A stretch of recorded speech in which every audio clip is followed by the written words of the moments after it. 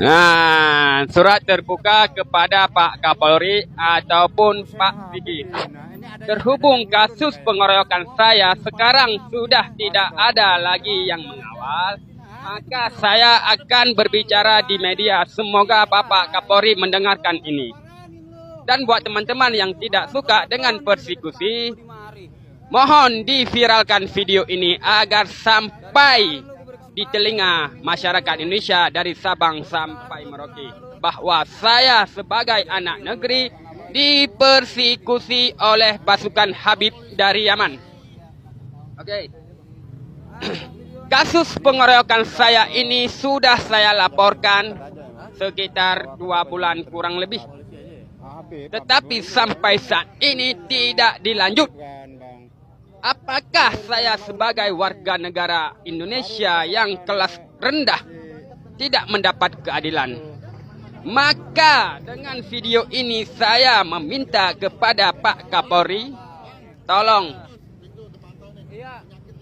Karena kasus yang saya bawa ini adalah kasus yang sering terjadi di masyarakat Indonesia. Bahwasanya dia korban ujung-ujungnya menjadi tersangka. Video tentang dipukulin tempat jualan saya itu harus buka CCTV. Enggak, bukannya dipukulin. Karena apa? Paling utama itu adalah saksi. Jangan dihapus. Ada di situ, itu saksinya pun ada. Cuman dia sudah nggak mau lagi jadi saksi karena dia takut. Mungkin saksi itu. Iya, dengerin dulu. Jangan dihapus kalau bisa video-video saksi itu sampean simpan dengan baik karena itu dibutuhkan sangat nanti. Video saksi apaan? Nggak ada video saksi, yang ada orangnya di situ. Video saksinya nggak. Kalau ngomong pelan aja, pelan-pelan. Aduh, gue susah ngomongnya mana nih. Bentar, panggil Bang Mustafa aja. Gue memang kayak begini ngomongnya. Bang Lukman, video itu udah minta belum? Kalau saksi itu oke, satu-satu ya. Yang satu bingung aku ini menurut saya itu video yang merekam saksi itu kan ada. Bukan persaksian dia. Jadi nanti, oh ternyata orang ini yang kemarin jadi saksi, dia akan dipaksa dipanggil lagi gitu loh. Bu Sasan, maaf ya, kalau orang Jakarta nih kalau nggak doang rokok nggak mau jadi saksi, terus terang aja. Ya paham, itu kan nanti bisa kita siasati. Yang penting kan ketahuan siapa yang ada di kejadian itu gitu loh. Gitu. Artinya begini, kalau kita mau kompak, ya orang pribumi ini mau kompak, memang mau apa? Ini kan sebetulnya kan tidak adil toh. Ya, pemukulan kok bisa berhenti? Ya benar. Hanya karena si Lukman ini bukan siapa-siapa. Iya, orang nggak mampu. Iya kan? Nah, ini kalau kita mau kompak, ya dong. Nah, setiap ada kejadian-kejadian seperti itu, semua netizen, karena apa? Netizen tuh hebat loh. Netizen Indonesia itu hebat loh. Iya benar, nomor 1.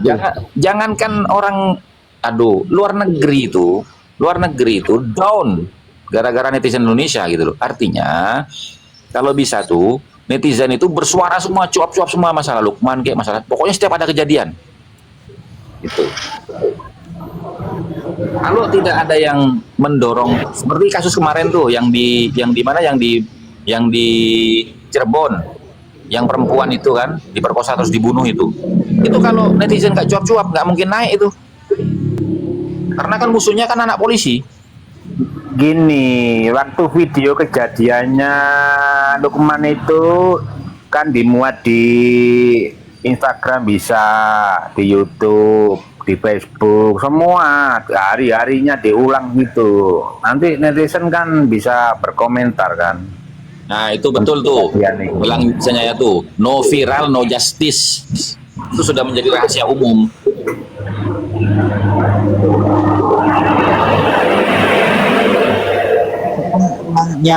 Yang di CCTV itu kan ada katanya di depan warungnya itu sebenarnya harus cepat dipinta sama Kang Lukman, karena kan kapasitas untuk penyimpanan itu setiap berapa bulan atau berapa minggu itu akan terhapus dengan sendirinya. Maaf ya Mas ya.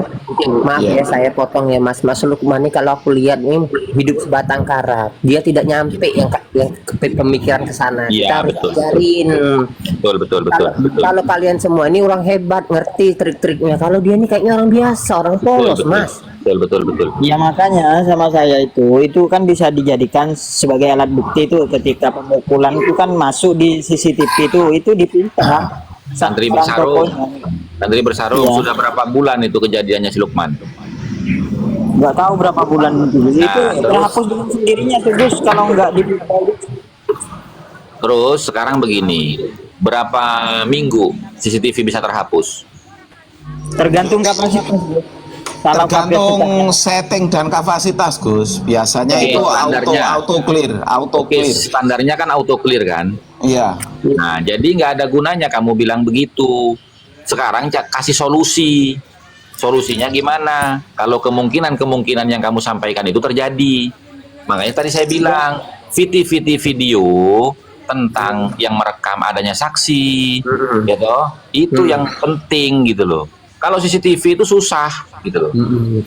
Ya bener kata Gus ini loh, kalau ada simpen semua, jangan sampai nanti handphonenya dipaling orang pas lagi sudah viral, handphonenya diambil dipaksa, jangan kayak kirimin ke kita juga boleh kok sebenarnya. Maksudnya Gus Hasan itu gini, kalau ada di situ ada saksi, walaupun saksi itu mau tidak mau, kalau itu sudah diangkat ke pengadilan, maka saksi itu akan dipanggil oleh pengadilan, bukan kita yang meminta. Gitu ya Gus ya. Betul. Begini tuh Kang, itu kan banyak yang nyuting tuh otomatis, yang nyuting Kang Lukman itu kan saksi semua tuh, ada beberapa video tuh. Itu bisa dijadikan saksi juga. Lah makanya santri bersarung.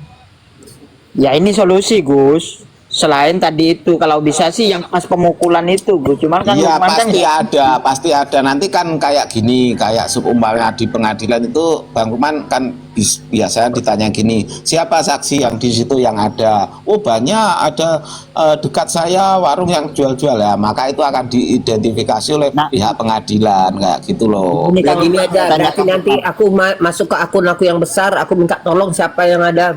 Gimana tadi Gus Hasan? Tadi ada yang beli.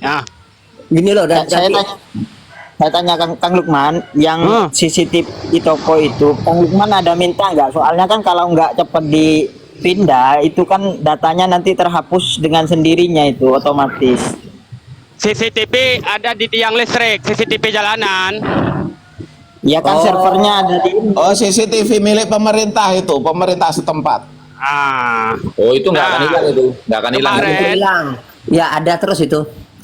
Kemarin kata polisi penyidiknya itu, pas gue bilang saksinya tidak mau datang karena dia takut ataupun segala macam. Nah aku bilang tuh, kan kita ada videonya, ya kan. Bahkan sebagian video itu yang saya post di TikTok saya sudah saya kirimkan ke polisinya, gitu kan. Pas waktu kita buat laporan kan polisi juga minta videonya. Nah, setelah itu polisi itu nanya lagi tuh. Nah, video yang kamu dipukulin, pas kamu dipukulin ada enggak? Nah, terus aku jawab, kalau video itu Pak harus kita buka CCTV dulu. Aduh, itu kita tidak punya hak lah segala macam. Itu pun cuma sehari-hari doang itu. Kata dia kan cuma merekam itu satu hari doang. Kalaupun ada itu harus kita minta sama ini apa namanya itu Warga. di Oh, home. in the home. Iya. Nah, ya disitulah gue berpikir kan dungu juga ini mah ngapain lagi gue mikirkan kayak gitu. Yang punya itu kan Departemen Perhubungan biasanya itu yang ada datanya. Ini besar banget ini mau lihat ini gue datangin ke bawahnya. Ya, mana coba lihat kami lihat. Sorry ya, gue Punya dishub biasanya itu dinas perhubungan itu tuh, kamera itu tuh. Iya di Dishub itu. punya pemerintah itu kapasitasnya lebih besar dan penyimpanannya lebih banyak dan lebih lama. Iya, tidak mungkin hilang kalau misalnya pemerintah punya. Biasanya itu terhubung ke server utama yang ada di kantor, bukan hanya di Iya, pakai laptop kaca biasanya. Pakai laptop, pakai komputer, pakai TV, pakai TV. nah lihat Iya, nggak? punya. Iya, punya dishub itu, punya dishub itu. Kejadiannya di sini nih. Dari sini ke sana itu kelihatan itu. Kejadiannya di sini nih. Kan kelihatan tuh CCTV-nya kemari. Iya. Tuh. Ya itu menurut saya kalau urusannya nanti di pengadilan itu akan ada permintaan dari pihak pengadilan itu ke Dishub itu untuk menampilkan video tersebut. Biasanya Iya, seperti itu. Bener Pak Kira, ya bener Pak Kira ngomong. Ada kejaksaan, ada ininya, ada haknya untuk meminta itu Oh video. iya, karena ada otoritas di situ. Kalau sekarang untuk pengajuan ya memang agak sulit gitu. Lah, kadang-kadang aku kesedih ya lihat dia ini loh warga negara Indonesia. Masa ada tega warga negara Indonesia diasut orang luar untuk pukul dia ini, orang nggak mampu kayak ini dipukul, dihajar. Gimana otak agamanya ini? Apa nggak malu kita ini beragama yang sama? Gini, Waalaikumsalam. mereka itu sebenarnya aku itu udah diperanin mereka. Ada juga saya mendapatkan informasi sebelum mereka gebukin saya itu, mereka sudah duluannya melaporkan video-video saya ke Kapolsek. Cuman polisinya tidak mau lanjut. Ya kan di setiap video saya tidak ada delik aduan. Itu di TikTok saya yang lama gitu kan. Nah itu dapat informasi cuman belum begitu benar itu iya atau enggak. Nah udah dilaporkan ke Kapolsek, tapi Kapolsek tidak mau datang negurin saya begitu. Akhirnya mereka nunggu-nunggu tidak dilanjut sama aparat penegak hukum masalah video-video saya, di VT-VT saya. Akhirnya mereka turun tangan sendiri begitu. Nah di depan jualan gue itu pun Mukibin juga, depan jualan gue Mukibin itu. Jadi intinya gue kiri kanan mereka semua. Kiri kanan depan belakang itu mereka semua di sini. Terkepung. Sampai hati ya, tapi dia mukuli kau ya. Kalau aku nggak sampai hati mukuli kau. Ya, nama juga mereka menjanjikan surga ya begitu. Otak kosong memang begitu. Nggak, sama-sama warga negara Indonesia malah pukulin kau. Itulah bahayanya kalau orang itu ya terdoktrin oleh kalimat-kalimat yang digunakan berdasarkan kaidah syariat, tapi maksud dan tujuannya adalah untuk mengadu domba orang. Salah satunya pengakuan sebagai cucu Nabi. Nah itu bahaya, makanya kenapa kita harus pertanyakan silsilah nasabnya itu secara detail, gitu loh. Betul. Karena apa? Karena masyarakat kita itu korban sebenarnya. Bang Lukman yang teraniaya korban, yang menganiaya pun korban. Karena yang menganiaya itu juga sama, pribumi juga gitu. Nah, bener itu korban lebih apa? Korban doktrin gitu loh. bener Gus, masa kita nih warga negara Indonesia kita bela. Aku tinggal di Jerman kemarin ya. Aku baru datang, orang Jerman Indonesia tuh malah nyari aku mau ngajak makan. Masa kita malah gepuin orang kita sendiri? Allah. Otak mana coba kamu ya Bib ya ke Jerman sana, kalau nggak kamu dipanggil sama orang Indonesia diajak makan, kamu lo dilindungi di Indonesia, nggak mungkin kamu dibiarin. Kalau kamu dipukulin orang di Jerman pasti orang Indonesia bela kamu semua. Nah, Indonesia ini gila apa kita ini pukulin orang Indonesia? Gebuk-gebuk sesama Indonesia ya. Iya, Mereka gini loh, Bang Rianda. Kenapa mereka itu sebenarnya gini loh Bang Rianda.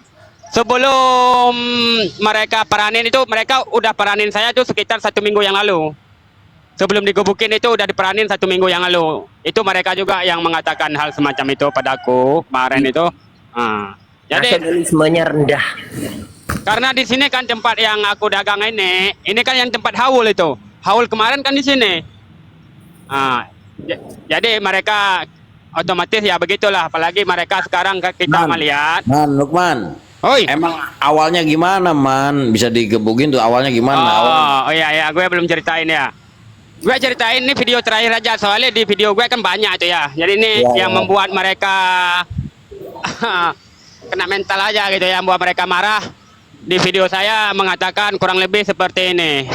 Buat kalian yang ngaku-ngaku keturunan Nabi, cucu Nabi, keturunan kodok lah, keturunan Fir'aun lah, keturunan setan lah. Jangan bacot aja di Indonesia. Lebih baik kalian ke Palestina sono, biar Islam kalian terpercaya gitu kan. Nah, 3 jam setelah saya upload video itu, langsung mereka datang, gebukin ya, perampum. Sempat gue nanya, jangan main hakim sendiri dong. Gue bilang gitu kan. Loh hina Habib, gue tanya. Habibnya mana? Gue pun bingung juga kan. Habibnya mana? Nah, setelah itu Dibawalah aku ke musola. Nyampe ke musola, mereka tuh maki-maki anjing, binatang, babi lah, yang punya otak lah, anak haram lah, potong kepalamu segala macam lah, tiap benek. Akhirnya setelah di musola itu kan udah maghrib. Habis maghrib langsung aku dilaporkan ke Kapolsek, dibawanya aku ke Kapolsek Kebayoran. Nyampe ke sana, mereka nunjukin tuh video saya. Mungkin dilihat sama polisi memang tidak ada delik aduan, ya nggak mungkin ditangkap gitu kan, nggak mungkin ditahan juga akunya. Nah setelah itu ya udah dibawa pulang lagi aku. Udah habis cerita. Iyalah. Jadi ini gini, kayak ceritanya seperti ini. Sebelum jenengan digebukin itu malah mereka itu malah ngasih bukti ke polisi. Seharusnya jenengan yang ngadu ke polisi, malah sampean yang diadukan ke polisi setelah Cuman takut ditangkap Pak kalau dia ngadu duluan. Orang pintar, ini kan racun, ini kan ular. Kayak sistematis gitu. Iya ular dia nih Pak. Kau susah lawan ular. Karena gue berpikir beginilah ya, kalau misalkan gue takut segala macam dengan ancaman mereka, dengan framing mereka mau datang lagi, mau pukulin aku lagi di sini kan, gue itu udah nggak mikir lagi, cuma masa bodoh aja. Jadi gue berpikir, karena dari awal gue menyuarakan isi otak gue kepada masyarakat Indonesia, supaya masyarakat itu tidak terlalu percaya sama hal-hal semacam itu, sama yang aku cucu Nabi. Gue gak rela gitu kan, masyarakat Indonesia itu terlalu rendah di mata mereka. Walaupun gue nggak punya ilmu agama, tetapi gue punya rasa cinta kepada bangsa. Negara gue kayak gini, gue nggak mau gitu loh. Soalnya gue berpikir ini negara Indonesia nomor 4 terbanyak masyarakatnya dan Islam terbanyak di dunia. Jangan sempatlah kita malu sama negara-negara lain, sesama anak bangsa segala macam. Itu yang gue perjuangkan dari awal begitu. Walaupun sampai saat ini belum ada imbalannya, nggak apa-apa. Yang penting gue tetap menyuarakan tanpa ada yang nyuruh, tanpa segala macam, gue nggak peduli. Yang penting gue tiap hari kalau misalkan isi otak gue lagi normal, gue buat video. Ya banyak video gue, bukan 1 2 gitu loh. Emang omongan gue memang begini, teriak-teriak begini memang. Gitu loh. Makasih Mas Memang Lukman. ya. Makasih ya. Logat Aceh. Aku seneng kau ada warga negara Indonesia yang masih muda bela negara. Seneng banget aku, alhamdulillah ya Allah. Karena gue berpikir beginilah, mungkin gue memang nggak punya ilmu gitu ya. Gue nggak punya ilmu setinggi-tinggi kayak kawan-kawan kita gitu kan. Cuman gue diberi mental yang kuat sama Tuhan gitu untuk menyuarakan gitu loh. Kau tuh ada darah pahlawan sebenarnya. Nenek kakek kau nih pahlawan dulunya. Enggak, aku tidak bohong. Sebenarnya gini loh Kak, gue itu ya sebenarnya ya, padahal kita ini bangsa Aceh gitu ya. Dulu kita udah pernah melawan Indonesia ini ya, demi pengen kemerdekaan kan begitu. Tetapi yang membuat gue berdarah gitu, kenapa ini kan kita ini masih belum pisah dari Indonesia ya. Tapi gue kagak mau itu masyarakat gue, masyarakat Indonesia, saudara-saudara gue itu terlalu rendah di mata mereka. Ketika begini loh, sempat gue lihat ada bocil-bocil yang mengaku dirinya Habib segala macam. Ada aki-aki pula, itu aki-aki pun dungu juga, udah tua masih bengkok-bengkok pula, cium-cium kaki mereka. Di situlah darah pula hati gue kan. Waduh, nggak bisa dibiarkan macam ini. Makanya kita harus teriak-teriak gitu loh. Itu namanya mabuk makanya agama, walaupun ya itu. Ya, makanya mereka ini terlalu berbahaya bagi masyarakat Indonesia yang punya isi otaknya 50%. Karena mereka, kita ini begini loh cara berpikirnya. Kita ini negara sudah merdeka, oke? Minimal otak kita itu harus merdeka. Benar. Jadi kalau negara merdeka, otak kita masih dibatasi oleh junjungan kita, itu sangat berbahaya bagi generasi kita loh. Masih dijajah. Jadi hidup ini jangan mengikuti alur, jangan seperti ikan mati yang selalu mengikuti alur. Coba kalau ikan hidup, walaupun airnya mengalir ke selatan, dia tetap akan nyebrang ke utara. Begitu cara berpikirnya. Jadi jangan dibatasi sama junjungan gitu loh. Cuman capek kadang-kadang ya. Kita kasih asumsi seperti itu buat masyarakat Indonesia. Ya beginilah ujung-ujungnya gue berantakan gitu loh. Ujung-ujungnya gue ya hajar. Memang itu udah jalannya seperti itu. Ya, jadi nggak ada menyampaikan kebenaran itu pasti ujung-ujungnya ya begini. Nggak ada yang mulus itu. Dimusuhi. Apalagi sekarang kita lihat juga, gue walaupun bagaimanapun kita lihat juga hukum di Indonesia ini seperti apa gitu kan. Makanya gue kalau misalkan gue takut sama mereka segala macam, udah apalagi kasus gue nggak ditangkapin sama polisi, gue diam aja gitu loh, daripada nyawa gue berbahaya. Nah, gue semangatnya lagi bukan gara-gara orang ini segala macam, enggak. Gue itu malah semangat kemarin itu, malah gue itu kirim video-video gue ke orang tua gue ataupun ke keluarga gue. Responnya biasa-biasa aja gitu loh. Responnya biasa gitu loh, nggak cengar-cengir, nggak nangis-nangis segala macam, nggak. Kalau orang lain ya mungkin keluarga orang lain pasti kalau dilihat anaknya digebukin kayak gitu pasti. Apalagi gue di rantau ya kan. Pasti mereka, aduh anakku sayang, anakku rindu pulang kampung dong, nggak usah lagi kamu di Jakarta, nanti kamu digebukin lagi. Apalagi kamu nggak ada saudara, nggak ada teman, kan seperti itu. Nah mak gue nggak kayak gitu, keluarga gue nggak ada kayak gitu. Ya elah, ditanya masalah apa kok kamu digebukin, masalah apa?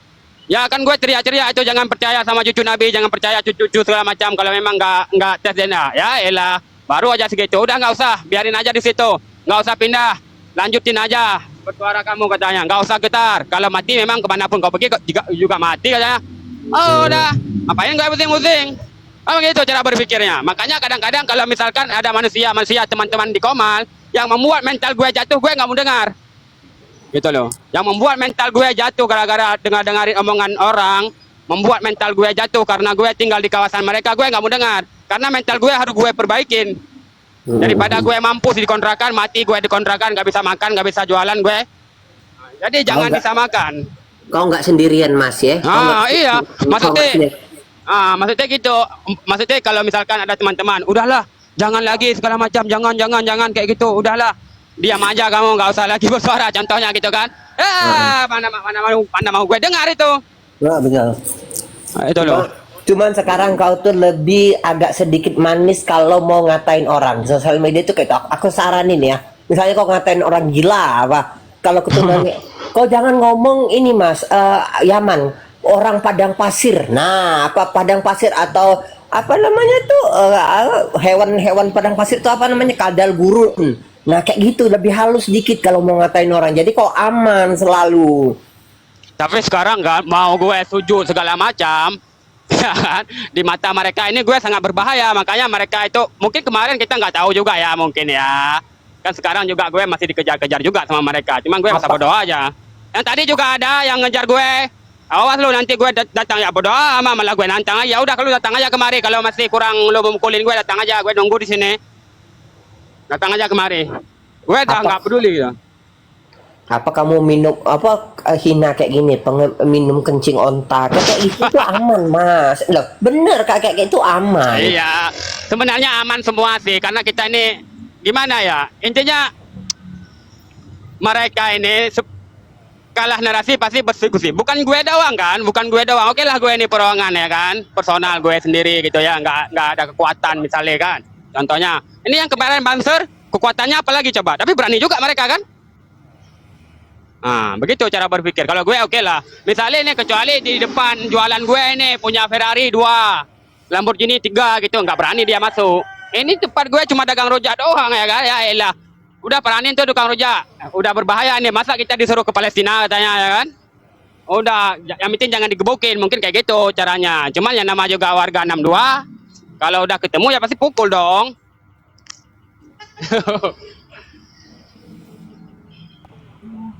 Assalamualaikum teman-teman. Waalaikumsalam. Assalamualaikum, Gus Izin Hasan. turun dulu semuanya Gus. Santri bersarung, Kang Satria, Kang Lukman, izin turun dulu. Oke.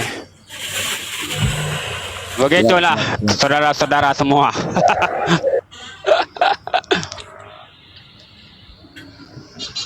Kamu ini harusnya minta tolong sama ini loh, apa Ade Armando sama siapa satu lagi tuh, yang cowok itu orang-orang kayak kamu, nasionalismenya tinggi kayak gitu loh. Kamu nanti dilindungi sama dia. Kita nggak ada yang kenal kita kak. DM dong, DM Instagramnya. Sama siapa tuh? Satu lagi tuh yang, aduh lupa aku siapa, ke temennya Ade Armando nih. Susah kak. Makanya gua berpikir begini juga ya kan. Karena ini kasus gue sudah dilaporkan sama Gawantara juga nggak lanjut. Dilaporkan juga sama PWI juga udah nggak lanjut. Berarti ya kita serahkan sama Tuhan aja udah. Jadi semua itu jadi topik pembicaraan gue kan. Ketika ada komen-komen yang membahas tentang polisi, ya udah gue bahas polisi aja gitu. Apa yang komen? Jadi intinya sekarang gue tetap akan selalu bersuara. Apapun yang terjadi, kita jalanin aja gitu. Yang penting jangan pernah kalau misalkan gue capek ya udah gue istirahat. Tapi gue nggak pernah putus asa gitu kan. istilahnya gue nggak pernah nyerah gitu loh. Kalau gue capek gue istirahat, itu aja. Aku ini ya DM Denny Siregar ya, Denny Siregar supaya kamu naik ya beritamu ya. Dia kan ini follow aku Denny Siregar Iya. itu. Tahu Denny Siregar nggak? Yang terkenal itu. Ya tahu. Nah, kamu nanti aku DM ya, aku taki videomu ke dia. Jadi kau tenang pelan-pelan, tapi aku bisa bantu kayak gitu ya. Tapi nanti Kang Rianda, KKI. Kang Rianda, kan itu ada Hotman Paris 911 itu, nggak ngubungin itu aja.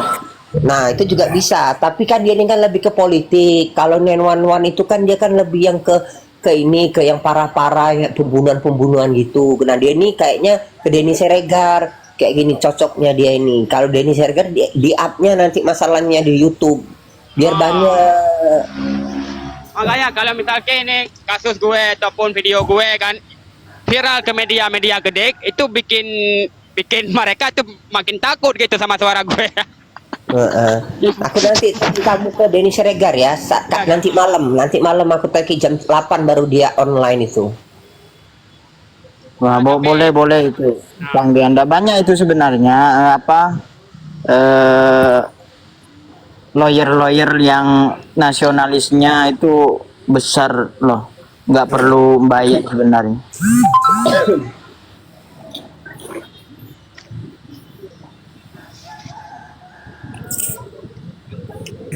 Apa ada dalam Ya, ini pikiran, lagi hujan bentar ya. apalah dalam pikiran orang-orang itu ya, pukulin orang kayak dia ini. Cuman jual apa namanya tuh rujak harga 10.000 untuk dia makan di Bang Rianda, apa kenalan dulu nih dari mana Bang Rianda? dari Surabaya. Saya dari Tangerang nih, salam kenal ya. Ya, alhamdulillah. Aku pernah tinggal di Tangerang kok. Saya kalau deket belakang pondok pesantren ya Iman sih, deket sih di situ. Kalau pesantren itu ada Habib nggak, Mas? Kenapa? Kalau di pesantren itu ada Habib nggak deket rumahmu itu? Nggak ada di sini mah. Oh, nggak ada ya? Habib di sini jarang sih yang, maaf ya, maksudnya jarang dia yang punya pondok. Paling dia ceramah-ceramah doang. Kalau punya pondok pribadi jarang kalau di sini. Oh, kiai semua berarti ya? Kebanyakan ya kayak gitu. Bagus lah kalau kayak gitu. Pokoknya dikawal terus sambilan ini kasusnya Kang Lukman. Tapi kalau Gus Hasan sampai dilaporkan, saya turun tangan. Sekalian saya turun sarung juga. Kamu santri beneran emangnya? Udah ditanya pakai sarung gitu loh. Oh iya, santri. Emang Randa Pandi dari mana Randa Pandi? Dari ini Bang, dari Surabaya. Oh Surabaya, area Surabaya. Boleh kalau mau follow tapi nggak maksa. Oh arek Surabaya. Piye menurut Randa Pandi ki Rianda ki piye?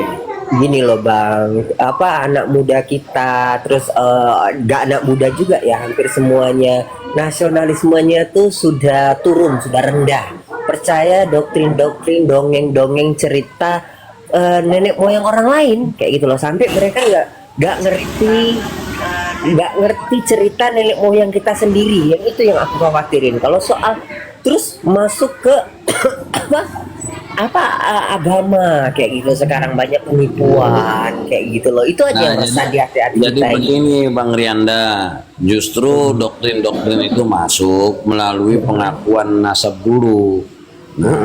Kemudian orang menganggap bahwa nasab itu adalah benar seperti apa yang mereka klaim, bahwa mereka adalah cucunya Nabi, mereka ada keturunan Nabi.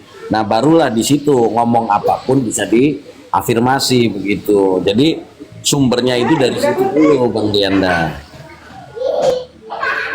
Iya Bang. Iya, mereka ini kan buat legitimasi dengan mengaku sebagai nabi, cucu nabi, burian nabi gitu. Setelah mereka mendapatkan legitimasi itu, barulah mereka mendoktrin Nah, setelah dapat doktrin, apapun kan masuk itu, meskipun cerita dongeng-dongeng kurokan nenek-nenek moyang mereka itu kan udah masuk.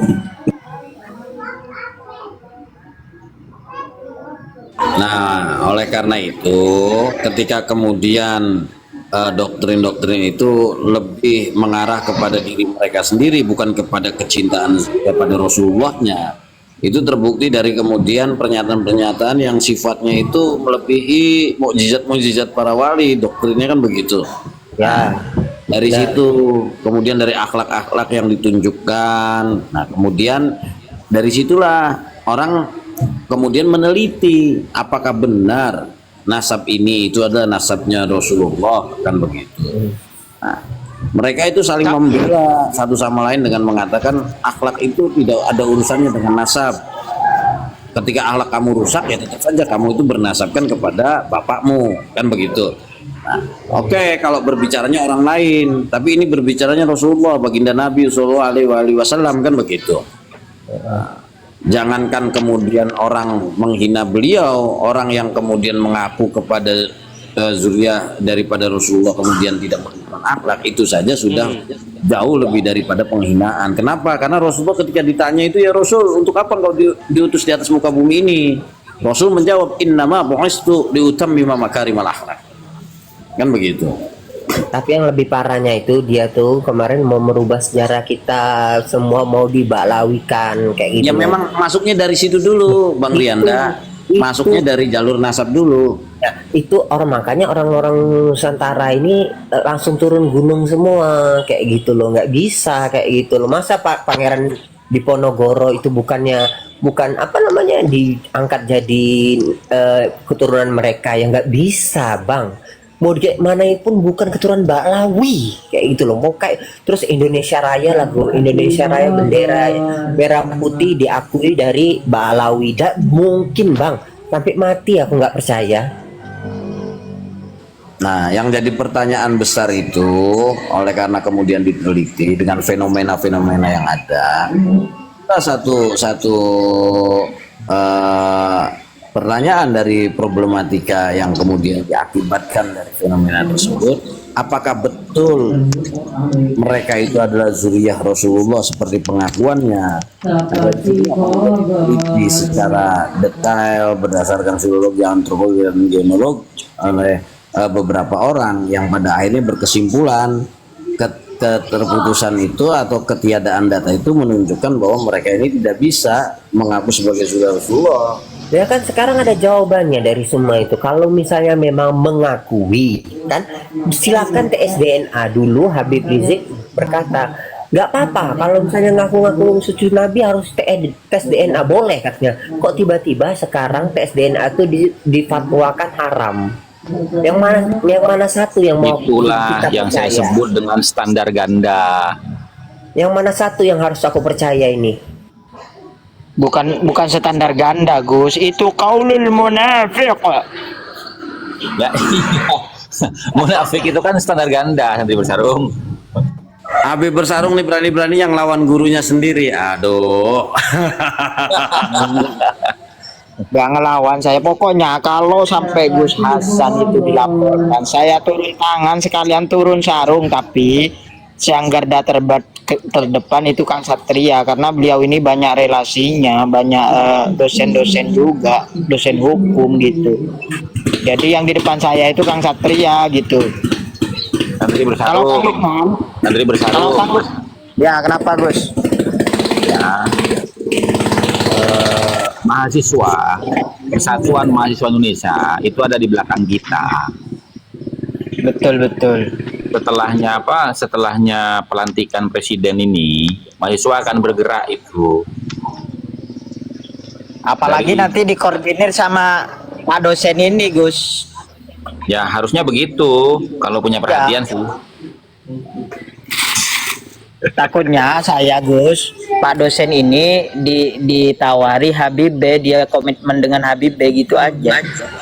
Ayatul munafiqu salatah, idza haddasa kadzdzab, wa idza wa'ada akhlaf, wa idza apa tuh tulisan Wa idza tumina khana. Ya udahlah begitulah mereka itu. Halo, assalamualaikum warahmatullahi wabarakatuh. Waalaikumsalam warahmatullahi wabarakatuh. Boleh nggak saya komunikasi dengan Mas Lukman? Boleh Pak, silakan. Halo Mas Lukman. Tapi kayaknya dia lagi bersih Pak, karena itu lagi hujan dagangannya. Oh iya, begini, terkait dengan kasus yang sudah menimpa Mas Lukman kemarin itu, kebetulan kalau saya di daerah di tingkat kabupaten, saya itu sebagai ketua DPD JPKP. JPKP itu yang memakai titik ya, bukan yang tidak pakai titik J titik P titik K titik P titik. Itu artinya jaringan pengawas kebijakan pemerintah. Itu bisa meliputi backup terhadap persekusi seperti yang dialami oleh Mas Lukman. Itu ada jaringan kami dari tingkat daerah, wilayah maupun pusat, ada semua. Jika memang kasusnya itu sampai sekarang belum diselesaikan oleh pemerintah atau APH di tingkatan domisili Mas Lukman, mungkin bisa saya koneksikan dengan yang di pusat untuk bagaimana itu bisa ditangani oleh pemerintah daerah agar kasusnya segera bisa tangani oleh APH, ada perdamaian atau bagaimana lah, intinya bukan bukan ke arah ini bukan Pak ke arah bentroknya ya. Kalau kami selalu mengadakannya itu per administrasinya. Jika administrasi tidak bisa, ya mungkin APH yang bergerak seperti itu saya punya jaringan itu. Bagaimana Mas Lukman? Mas Lukman, kamu tuh mau dibantu sama bapak ini loh, dia lo punya jaringan. Kamu dengerin dulu dari awal, jangan sibuk dulu.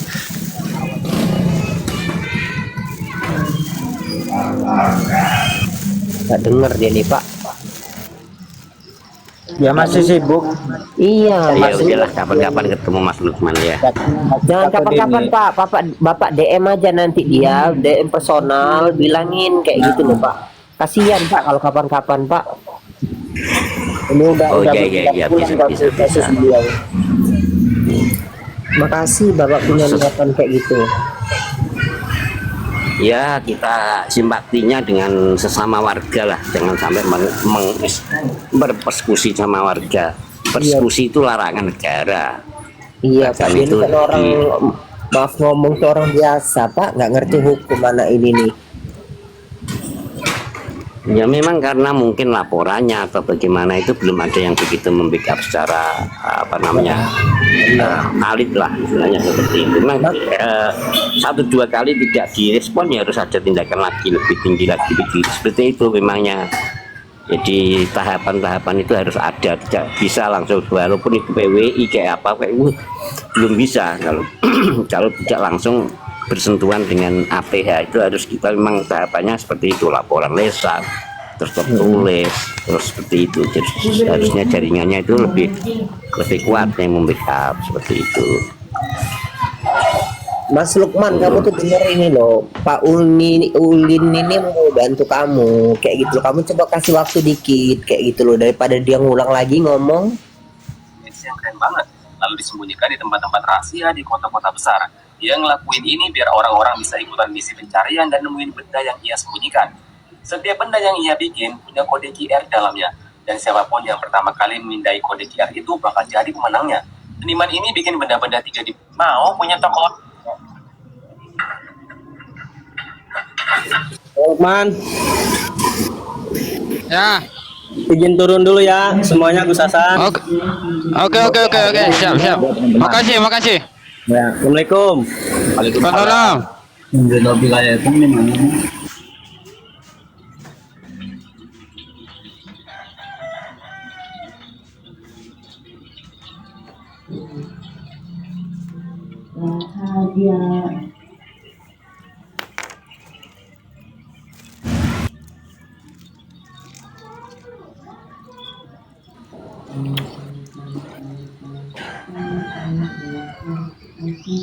Nah, begitulah kawan-kawan ya, begitulah kira-kira. Minum Glukolas. Dengan 3 langkah, bantu lancarkan susah BAB.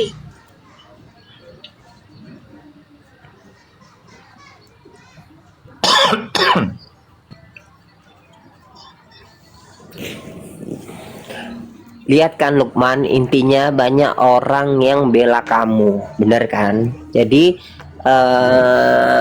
kamu tuh nggak bergerak sendiri di seperti ini, yang dihina, yang di